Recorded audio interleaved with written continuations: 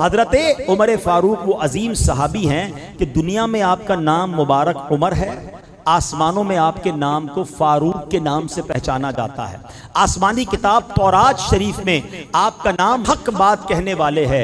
इंजील शरीफ में आपका नाम नामे नामी क्या है, काफ़ी। और जन्नत में आपका नाम अक़दस सिराज होगा। सुभान अल्लाह। नबी पाक अलैहिस्सलाम के ये अजीम सहाबी मक्का मुकर्रमा में पैदा हुए। 40 का अदद इनकी वजह से पूरा हुआ और आपको मुराद रसूल भी कहा जाता है। आपका अदलो इंसाफ बेमिसाल था, इसलिए अदलुल असहाब कहलाते थे। सहाबा में सबसे बढ़कर अदल करने वाले हजरत उमर 63 साल इस दुनिया में तशरीफ फरमा रहे और वो दौर मुसलमानों का सुनहरा दौर था।